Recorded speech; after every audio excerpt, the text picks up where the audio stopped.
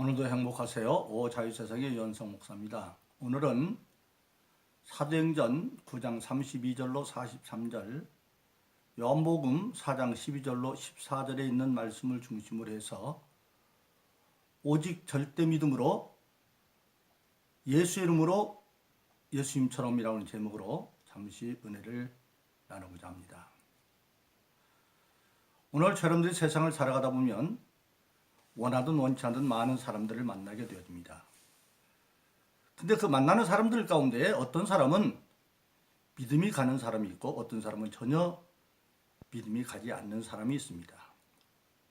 어떤 사람이 믿음이 가고 어떤 사람이 믿음이 안 갈까요?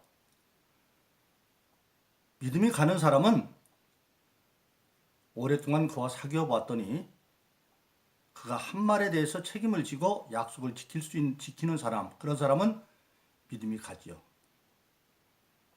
그런데 반대로 말은 잘하는데 약속을 지키지 않고 말을 행하지 않는 사람이 보면 그 사람은 믿음이 안 가죠. 그래서 그런 사람들을 그냥 사람을 실떡벌떡한 사람이다, 그렇게 말을 하기도 합니다.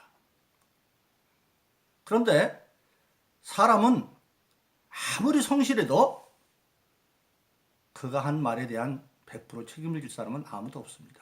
왜냐하면 그 약속을 당시에는 또 그가 그 말을 할 때에는 반드시 그걸 지키려고 생각을 했지만은 예기치 않았던 상황이 발발하면, 인간의 힘으로 어찌할 수 없는 상황이 발발하면 그걸 지킬 수가 없습니다. 극단적으로 예를 들자면 사랑하는 청춘 남녀가 만나서 결혼을 하고 결혼식장에서 주리 앞에서 정말 겉머리 파뿌리 되도록 행복하게 서로 사랑하겠다고 약속을 했는데 그 약속이 채 머리에서 사라지기도 전에 그들이 만일 불행하기도 신혼여행 중에 교통사고로 간다고 한다면 그 약속은 지킬 수가 없는 것이죠. 좀 불가항력입니다. 그래서 사람은 정도가 차이가 있을지 모르지만 자기가 한 말이나 약속에 100% 지킬 수 있는 사람은 아무도 없습니다. 그런데 하나님은 어떨까요? 하나님은 전능하시기 때문에 반드시 그가 한 약속을 지키십니다. 무에서도 유를 만드는 하나님이시기 때문에 상황에 좌우되지 아니하고 상황을 극복하고 모든 것을 다 이룰 수 있는 하나님이십니다. 그렇기 때문에 우리 신앙인들은 신앙이 깊어지고 하나님을 점점 알고 믿어지면서 생활이 단순해지기 시작을 합니다. 복잡해지지 않아요. 우리가 사는 세상은 복잡한 세상이죠. 그런데 그 복잡한 세상을 대하는 신앙인의 태도는 간단해지기 시작합니다. 예수님 말씀하신 것처럼 우리 신앙인은 옳다 아니다, 무엇이 옳고 그른가를 판단하고 그 다음에 예요 아니요, 무엇이 예고 무엇이 아닌지만 알고 하나님의 말씀에 비추어서 옳고 그른 것을 판단하고 하나님의 말씀에 비추어서 예하고 행할 것과 아니오가 하지 않을 것만 가려가면 되기 때문에 세상은 복잡해도 신앙이 점점 성숙하면서 신앙인의 삶은 간단하고 명료해지기 시작을 합니다. 그것은 하나님에 대한 믿음 때문에 그렇게 되는 겁니다. 사람은 약속을 지킬 수 없지만 하나님은 반드시 전능하시는 약속을 지켜서 우리가 잘 아는 민수기 23장 19절에 보면 하나님은 인생이 아니시니 시건치 않으신다. 말하고 지키지 않는 법이 없다. 그 가장 수많은 약속이 있습니다만은 대표적인 예수 그리스도의 예언을 보면 압니다. 인류가 아담과 이브가 범죄하고 죽을 수밖에 없는 그런 정령 죽을 수밖에 없는 죄에 빠졌을 때에 하나님은 창세기 3장 15절에서 여자의 후손으로 구원을 약속하시고 그 여자의 순이 오는데 어떤 여자에서 오느냐? 동정녀에게서 태어날 것이다 하는 것도 이사야서 7장에서 예언하시고, 그리고 어디서 태어나느냐? 베들레헴에서 태어나신다. 왜? 베들레헴 자체가 떡집이라는 뜻이거든요. 예수님이 요한복음 6장에 내가 생명의 떡이다. 그러니까 미리 정해놓고 베들레헴에서 태어난다고 하는 것도 구약성경 미가서 5장에서 예언되어져 있고, 그리고 예수님께서 공생애를 시작하면서 오늘은 많은 목사님들이 설교할 때 우스갯소리를 합니다만은 예수님의 어떤 설교에도 비유는 있지만 우스갯설교 없어요. 웃겨야 된다. 그때는 좋을 것 같지만 나중에 가다 보면 그거 시간이 길어서 어떻게 될지는 모르지만 바람직하다고는 않다고 봐요. 근데 예수님은 가르칠 때 어떻게 가르치느냐? 비유를 통해서 가르치시다 하는 것도 시편 78편에서 이미 예언되어져 있고, 그렇게 하나님은 예수 그리스도를 통해서 인류를 구원하시는데 그 모든 것을 어떻게 할까를 다 성경에 약속하고 그대로 이루어진 것을 우리가 보게 되어지는 것입니다. 그래서 저와 여러분들은 신앙생활하면서 하나님은 반드시 약속을 지키시고 그 하나님이 인간이 되신 분이 바로 아들 예수죠. 따라서 예수님의 약속도 반드시 지키다고 하는 것을 우리는 믿게 되어지는 것입니다. 그래서 우리 신앙은 다른 데 있는 게 아닙니다. 저 같은 경우는 목회하면서 가장 중요한 성경 구절로 사역의 성경 구절을 붙잡고 있는 것이 요한복음 14장 12절로 14절입니다. 예수님께서 말씀하시기를 내가 진실로 진실로 너에게 이르노니 나를 믿는 자는 내가 하는 일을 너희도 할 것이요 나보다 더 큰 일도 하는데 이는 내가 아버지께 감이다. 너희가 내 이름으로 무엇을 구하든지 내가 시행하리니 이는 아들의 이름으로 말미암아 아버지를 영화롭게 합니다. 너희가 내 이름으로 무엇을 구하든지 내가 시행하리라. 요한복음 14장 12절 10절인 그 말씀을 붙들고 예수님의 약속이니까 그 말씀이 나를 움직이게 해달라고 계속 기도하고 그런 사건이 벌어지면 그대로 순종하면 예수 이름으로 하나님이 적은 그대로 나타난 것을 수십 년 동안 목회 사역에서 경험해 왔고, 그 경험이 오늘날 제가 은퇴하고도 죽을 때까지 말씀 전하는 일과 기도하는 일은 전념할 수밖에 없다고 하는 그것을 사명으로 기쁨으로 감당하고 있는 것입니다. 예수님 분명 말씀하셨습니다. 내가 하는 일 너희도 할 거야. 나보다 더 큰 일도 할 거야. 언제? 내가 아버지께 가고 난 뒤에. 언제 예수님 아버지께 갔습니까? 인류의 모든 죄를 대속하기 위해서 십자가에서 못 박혀 죽으시고 사망에서 부활하셔서 40일 동안 일단 계시다가 감람산을 승천하셨죠.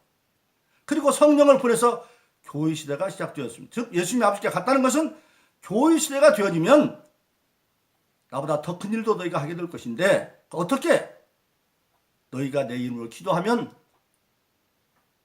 반드시 내가 시행할 것이다.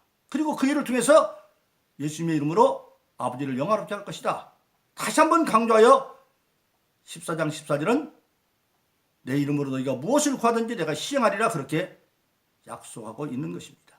그래서 그 말씀을 믿고 그 말씀이 항상 나를 지배하도록 기도할 때마다 단 한 번도 빠지지 않으려고 그 말씀을 기도를 합니다. 주님 오늘 또 요한복음 10장 11절 14절의 말씀이 나를 지배해 주시고 내가 그 말씀에 동되게 하여 주시옵소서. 그리고 나에게 맡겨진 그때그때 사역을 감당해 왔고 지금도 감당해 가고 있습니다. 그러므로 저와 여러분들이 신앙생활하면서 가장 중요한 것은 바로 뭐냐? 예수님 말씀을 절대 믿음으로 받아들이는 것입니다. 예수님 마태복음 10장에 이르면 제자들에게 장차 환난 시대에 어떻게 사명을 감당할까를 말씀할 때에 제자가 스승 같고 종이 상전 같으면 족하다. 스승은 예수님이고 상전은 예수님이죠. 그런데 때가 되면 제자가 스승처럼 되어지고 그리고 종이 상전처럼 되어질 것이다. 그렇게 말씀하시면서 그런데 그때 어떤 상황이 되어지느냐? 너희가 핍박 시대가 되어지면 꼭 명심할 게 있다. 몸은 죽여도 영혼은 죽이지 못한 자를 두려워 말고 몸과 영혼을 동시에 지옥에 말한 자를 두려워하라. 즉 순교 시대가 될 때도 그 말씀을 믿고 가라는 겁니다. 즉 예수님이 믿는 자들은 다 나타났다고 말씀하셨는데 오늘 사도행전 9장 32절로 43절에 보면 베드로를 통해서 구체적인 사건이 지금 예수님의 예언대로 나타나고 있습니다. 예수님이 하신 일을 믿는 자가 한다고 말했습니다. 그 제자 가운데는 베드로를 통해서 나타나는데 우리가 잘 아는 사도행전 3장에 보면 날 때부터 안전병이다 한 번도 걸어본 적이 없는 40여 세 된 안전병이가 성전묘물에 앉아있다가 베드로가 내게 금과 은은 없지만 내가 낯설 예수님을 그러라고 붙들 때 일어났고 그리고 사도행전 5장에 이르면 엄청난 일이 또 벌어지고 있습니다. 사람들이 온갖 병든 자를 다 들고 오면 너무나 사람이 많으니까 일일이 베드로가 안수할 겨를이 없는데도 불구하고 그의 그림자만 지나가도 날이라 생각했더니 베드로의 그림자가 스치면 다 나았다 그랬죠. 다 나았다. 그리고 오늘 본문의 말씀에 보면 지금 루따에 애냐라고 하는 여자가 있는데 8년 동안 중풍병에 걸려서 침상에 누워 있습니다. 그런데 그를 향해서 베드로가 말합니다. 예수 그리스도께서 너를 낫게 하시니 일어나서 내 자리를 정돈하라. 그랬더니 8년 동안 상에 누워있던 애니야가 나와서 침상을 정리하고 낫는 사건이 일어납니다. 근데 루따에서 얼마 떨어진 요바에 아주 열심히 구제를 열심히 하는 다비다라고 하는 과부가 있는데 그가 병들어 죽었습니다. 그러자 그와 함께 있는 많은 과부들이 요바에서 루따가 멀지 않으니까 빨리 가서 베드로 사도를 모셔와야 되겠다. 그래서 베드로 사도를 모셔왔습니다. 이미 다비다는 죽어서 병들어 죽어 있습니다.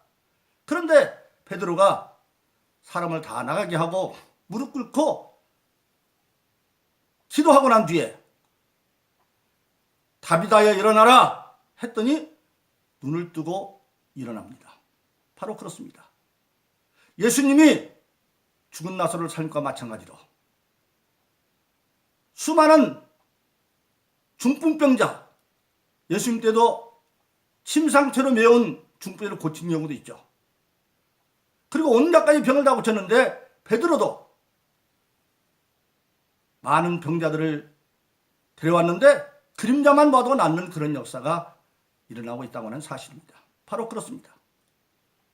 오늘 그것은 베드로에게만 국한된 것이 아닙니다. 바로 예수님이 친히 약속하신 요한복음 14장 12절로 14절에는 말씀이 이루어지는 자리입니다. 그런데 베드로만 들은 게 믿는 자들에게 다 허락한 겁니다. 믿는 자들에게는 오늘 저와 여러분들에게도 예수님의 약속은 우리에게 와 있습니다. 그런데 그것이 내 삶에서 나타나냐 안 나타나냐 어디에 나타나느냐 우리가 그 말씀을 얼마나 절대적으로 믿느냐에 따라서 달라지는 겁니다. 그리고 사랑하시는 여러분 오늘 저와 여러분들은 예수 믿고 구원의 확신에 거한 사람이면 사는 동안에 베드로전서 2장 24절처럼 주님께서 채찍에 맞음으로 내 병이 나았다. 병들 이유가 없습니다. 생각해 보시죠. 예수 믿는 사람에게는 성령을 선물로 줬는데 성령은 하나님이시죠. 요한일서 1장 5절에 보면 하나님은 빛이시니 전혀 어둠이 없다 그랬어요. 전혀 어둠이 없는 빛, 태양도 어둠이 있습니다. 그러니까 벽이 있으면 그림자가 생기죠. 그런데 성령은 전혀 어둠이 없다. 우리가 성령 받았다고 하는 것은 우리 몸이 빛의 궁전이 된 겁니다. 그런데 병을 이는 악한 마귀처럼 되면 흑암 권세죠. 어떻게 어둠이 빛을 침노할 수 있습니까? 없습니다. 힘이 없어 안 되는 거예요. 그럼 마귀는 뭐냐? 침노하지 못하니까 포기하느냐? 요한일서 5장 18절도 하나님께 난 자마다 범죄치 않은 줄 아나니 하나님께 난 자가 지키면 악한 자가 만지지도 못한다. 그럼 만지면 어떻게 하느냐? 멀리 떨어져서 에베소 6장 불의 화살을 쏜다고 그랬어요. 불의 화살을 펑 쏘면 믿음의 전신갑주를 입었어도 충격을 오니까 아픔은 오죠. 근데 그건 병은 아니에요. 거기 속으면 안 돼요. 감각에 속으면 안 돼요. 그래서 주님은 채찍에 맞으러 내면 날 뿐만 아니라 힘으로도 하나님의 성령을 주어서 악한 세를 이길 수 있는 권세를 주었기 때문에 우리는 병으로부터 자유로워진 겁니다. 믿어야 돼요. 감각에 속이면 안 돼요. 그리고 우리 인간이 살면서 온갖 가지 결핍의 상황이 많이 있죠. 그런데 예수님은 우리가 잘 아는 고린도서 8장 9절에서 우리가 예수 그리스도의 알거니와 부유하신 자로서 가난한 것은 우리를 부유케 하려 하십니다. 예수님께서 태어날 때 맞거나 태어나시고 마침내 십자가에 못 박혀 돌아가시고 장사된 뒤에도 세마포까지 벗어놓고 부활하셨는데 그렇게 가난한 이유는 뭐냐? 예수 믿는 저와 여러분들을 부유케 하게 하십니다. 이건 단지 물질의 부유만이 아닙니다. 우리가 세상에 사는 동안의 모든 결핍으로부터 자유를 얻기 위해서 그렇게 해주신 것입니다. 그리고 우리는 이제는 땅에 있지만 영원한 하늘나라의 소망을 가지고 하늘의 시민으로서 빌립보서 3장 20절 동안 하늘의 시민으로 있는 동안에 각자 맡겨진 그리스도의 사실로서 사명을 감당하고 하나님의 군병도 살아가서 마지막 때 바울이 고백하는 것처럼 지금 받는 것과 장차 받는 영광은 비교할 수가 없다. 디모데서 4장 7절 이후에서 바울은 순교순간 앞에 놓고 말하죠. 내가 선한 싸움을 싸우고 달려갈 길을 달리고 믿음을 지켰으니 이제는 나에게는 의의 멸류관만 준비되어 있고 이 모든 것은 사모하는 모든 자에게 다 허락된 것이다. 그렇게 말씀하고 있는 것입니다. 그리고 사랑하신 여러분, 오늘 저와 여러분들은 오직 예수님의 약속을 절대적으로 믿음으로 말미암아 예수님의 약속들을 예수님으로 예수님처럼 모든 일을 감당하기를 예수님을 축원합니다. 결론적으로 우리는 예수님 될 수 없지만 예수님처럼 될 수 있습니다. 로마서 8장이나 히브리서에 보면 예수님은 맏아들이고 우리는 하나님 앞에 그의 동생들로 되어 있습니다. 어떤 부모든지 맏아들만 잘 되기를 원하는 게 아닙니다. 그 동생들도 다 그리 되기를 원하는 것이 아버지의 마음입니다. 우리는 그 아버님이 예수를 통해서 약속한 모든 것을 오직 절대 믿음으로 예수님으로 예수님처럼 삶으로 이 세상에서 우리가 잘 아는 요한삼서 1장에 들어있는 것처럼 내 영혼이 잘 뛰고 범사가 잘 뛰고 강건한 은혜, 영혼이 잘 뛴다 하나님과 관계가 잘 뛰고 그럼 범사 일상의 삶이 잘 뛰고 강건히 누릴 수 있는 그러한 은혜를 누리며 사는 축복된 여러분 되시기를 예수 이름으로 축원합니다. 오늘도 행복하세요. 오 자유세상의 유현상 목사였습니다. 감사합니다.